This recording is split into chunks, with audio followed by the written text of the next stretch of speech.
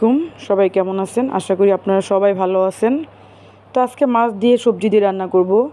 কালকে কিছু সবজি ছিল, বরবটি, চিচিঙ্গা, পেঁপে, গাজর, সেই মিক্সড সবজিটা দিয়ে আমি রান্নাটা করব।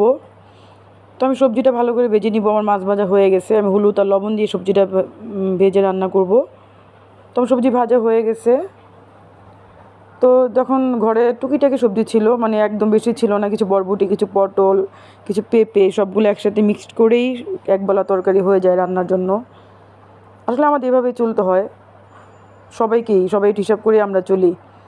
তো আমার বাবা, আমার শ্বশুর আবার কক্সবাজার থেকে তার নাতিদের জন্য অনেক কিছু নিয়ে এসছে, আরও ছিল, সে খেয়ে ফেলছে বাচ্চারা। তো ভাবলাম যে আপনাদের সাথে একটু শেয়ার করি। এই যে লুটে শুটকি আনছে, সুরি শুটকি আনছে। বাবাকে বলছিলাম, বাবা শুটকি নিয়ে আসেন। বলছিলাম কোরাল মাছের শুটকি আনতে, বলছে মা ওইটা ভালো পাইনি, এর জন্য ওরা দেয়নি। বাবাকে আবার কিছু শুটকির দোকান বাবাকে চিনে। তো যাক, আলহামদুলিল্লাহ নিয়ে আসছে বাবা, যে যতটুকু আনছে ধন্যবাদ, কারণ সেও অনেক অসুস্থ বা বয়স হয়ে গেছে, আমাদের জন্য এতটুকু এনাফ। তো আমি ফ্রিজে শুটকিগুলো রেখে দিব, আমি শুটকি বাইরে রাখি না। এদিকে আমার তরকারিটা কষানো হয়ে গেছে, আমি এখন মাছ দিয়ে দিব। মাছটা দিয়ে আমি ঢেকে দিব। তো শুটকিটা কিছু শুটকি রান্না করব, সুই শুটকি নিয়ে নিছি। শুটকিটা ভালো করে ভাজা ভাজা করে আমি শুটকিটা রান্না করব। আমি যেভাবে শুটকি রান্না করি সেভাবে আপনারা রান্না করে দেখবেন, অনেক মজা লাগে, অনেক টেস্টি হয় এভাবে রান্না করলে। তো শুটকিটা ভাজা হয়ে গেছে প্রায়। এখানে আমি এখন গরম পানি অ্যাড করে দিব। অ্যাড করে দেওয়ার পরে এটা বলকাইলে জাস্ট আমি নামাই নিব শুটকিটা। তাহলে যে হালকা একটা গন্ধ বা হালকা একটা বালি, সেটা এক বলকেই চলে যাবে। তো শুটকি ভাজা ভাজা করে রান্না করলে শুটকি ফ্লেভারটা ভালো হয় আর কি। যে কোনো লইটে শুটকি, এই শুটকি আপনি করেন না কোনো ভাজা ভাজা করে নেবেন। তো এটা আমি একটু পানি দিয়ে বলকায় নামায় পরে কষলায় ভালো করে ধুয়ে নিব, তাহলে বালিটা থাকবে না। জাস্ট হালকা একটু বলক আসলেই হবে, যে গন্ধটা যাতে চলে যায়। তো এইদিকে আমার মাছটা হয়ে গেছে, আমি এখন জিরার ফাঁকি দিয়ে দেবো। আমি মাছ দিয়ে সবসময় একটু জিরার গুঁড়া দেওয়ার চেষ্টা করি, আমরা ফাঁকি বলি এটাকে আসলে।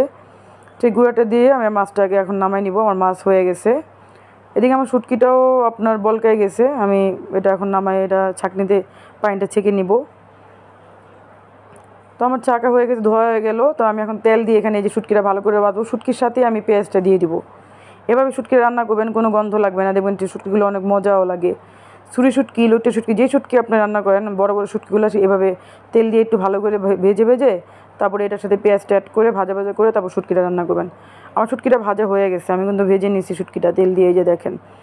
এবার ভাজলে শুটকিটা খুব মানে খেতেও মজা লাগে। আর কোনো গন্ধ, মানে আলগা একটা গন্ধ থাকে না শুটকি, সেই গন্ধটা থাকে না, সেই গন্ধটা চলে যায়। তো আমি এখানে এখন পেঁয়াজটা অ্যাড করে দিব। এই যে পেঁয়াজটা অ্যাড করে পেঁয়াজ আর শুটকিটা একসাথে ভাজা ভাজা করব। এই যে পেঁয়াজ আর শুটকি একসাথে ভাজা হয়ে গেছে। এখানে আমি এখন লবণ, আর যেহেতু নোনা শুটকি তো, মানে সরি, এটা সমুদ্রের শুটকি, তো এটাতে একটু লবণটা বেশি থাকে, তো লবণ অল্প দিবেন। বেশি লবণ দিলে আবার খেতে পারবেন না, এটা তো অলরেডি সামুদ্রিক, যখন লবণ বেশি দেওয়ার প্রয়োজন, অল্প একটু লবণ দিলে আপনার হয়ে যাবে। আমি হলুদ মরিচ দিয়ে দিলাম। আর বাটা মরিচটা দিয়ে যদি শুটকিটা আপনি রান্না করেন, একটু জিরার ফাঁকি আমি দিই, সেই শুটকিটা কিন্তু অনেক মজার। আর বড়ো শুটকিতে সবসময় একটু জিরার ফাঁকি দিবেন, মানে জিরার গুঁড়াটা একটু দিবেন, ওটার টেস্টটা একটু অন্যরকম লাগে, ভালো লাগে। শুটকি গ্রাম তো থাকে, কিন্তু জিরার, বড়ো মাছ তো জিরাটা দিলে একটু ভালো লাগে, জিরার গুঁড়াটা আর কি। তো আমি এখানে এখন পানি অ্যাড করে দিব। আমার এই শুটকিগুলো ভাজা ভাজা সব ভাজা ভাজা হয়ে গেছে, মশলাগুলো ভাজা হয়ে গেছে, আমি একটু পানি অ্যাড করে দিচ্ছি। বা দেখুন এটা আস্তে আস্তে হোক, আমি একটু দেখি আমার বাচ্চাগুলো কী করছে। এই যে বাচ্চা দুটোই অসুস্থ, যেমন মেয়ে অসুস্থ, ছেলেটা অসুস্থ, খেলাধুলা করে ক্লান্ত। তাকে ডাকছি, বাবা তুমি কি খাবা, সে কিছুই খাবে না।